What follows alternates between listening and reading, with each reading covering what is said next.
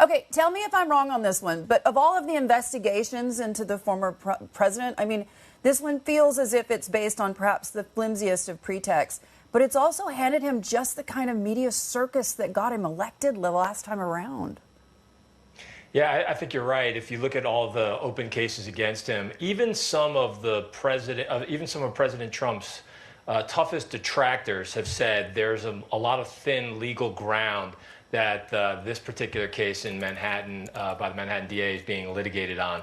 But you're right. I think the main thing here is that if you look at what former President Trump's greatest strength has always been in politics, it's this ability to block out the sun for any of the other candidates that he's running against. President Joe Biden couldn't even find news coverage today on any announcement that he's making. And if you look at the competitors inside the Republican primary, they were actually defending the president in the context of this particular indictment. So his ability to sort of control the tone, the tenor, the tempo of the news coverage of his own candidacy remains a very big strength of his.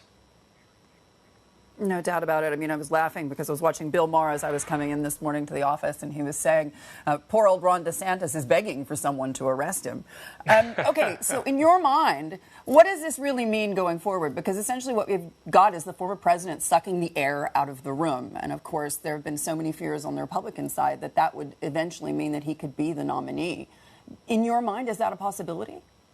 Yeah, well, look, I think in the immediate time period right now, there's been a bit of a Republican voter antibody effect in the sense that the strongest Republican voters, Republican base activists have rallied to the president's defense.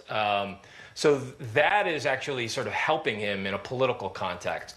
The bigger challenge, and this is going to be something that we're going to have to watch over the long term, Hadley, is does that sense of fatigue start to set in with some of these voters? What's missing right now is one of the president's competitors inside the Republican primary stepping up and offering themselves as an alternative. I think the thinking amongst the field is that Trump will either self-destruct or somebody else will take him on and one of the other candidates can benefit.